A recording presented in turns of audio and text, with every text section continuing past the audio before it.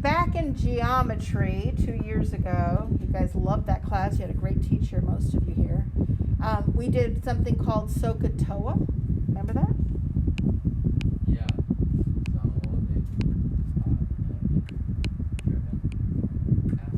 Very good. So the S, the C, and the T stand for sine, cosine, and tangent.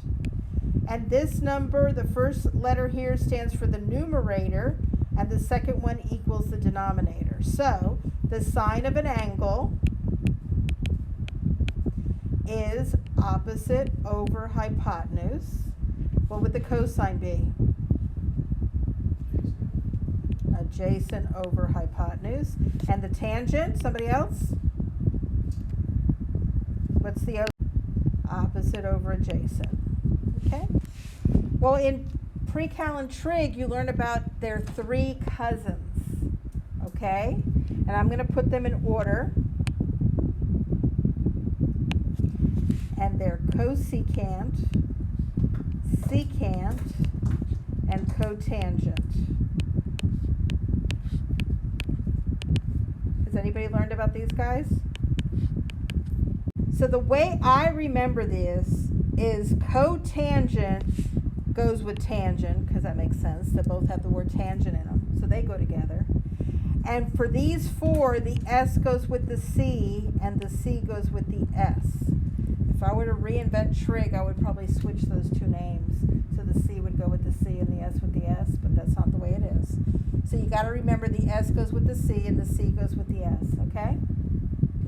So your sine, if your sine is opposite over hypotenuse, your cosecant is hypotenuse over opposite. If your cosine is adjacent over hypotenuse, what's your secant? You seeing a pattern here? And somebody else, if your tangent is opposite over adjacent, what is your cotangent? 1E3. Yep.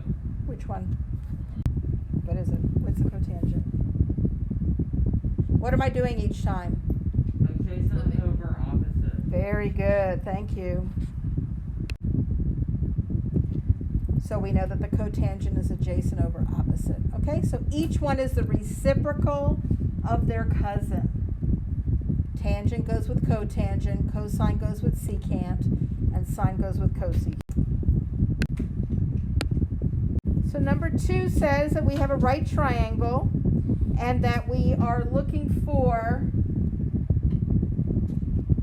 the cosecant of theta. So where theta is, it's drawn on your picture. You've got to locate it. And then you've got to identify what these sides are on the triangle. The guy opposite the right angle, if you cross the park, that guy you touch there is going to be your hypotenuse. That never changes, okay? The guy that is right touching theta but is not the hypotenuse is the adjacent. And then if you go from theta across the park, you get the opposite because he is the side opposite. All right, I like to find the cousin and then flip it because then I don't get confused. You guys, if you're good at this, it's fine. So I like to find sine because sine is the cousin, and the sine of theta is going to be the opposite over the hypotenuse. Okay? The cosecant is going to be the flip of that.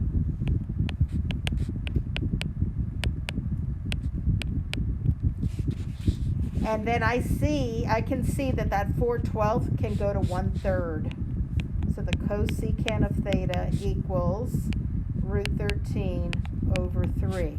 And this, if you put it in your calculator and hit math enter enter, you should get 1/3, so it would be that. The sine, they want the sine, and they gave you this guy here is the opposite. This is the adjacent, because it's right next door and it's not the hypotenuse. And this guy is the hypotenuse. Okay? And the sine of theta is opposite over hypotenuse. SOHCAHTOA. So they want you to put 13 over 5 root 17 would be the sine of theta. Are we finished? No, Why? because the root can't be. You cannot have a radical in the basement.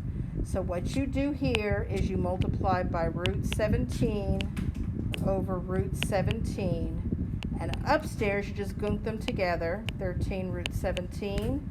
Downstairs, you can put it in the calculator, but root 17 times root 17 is 17. Any radical times itself is the number under the radical, okay? And you multiply that times 5, and that's going to give you 85. And this is the correct answer.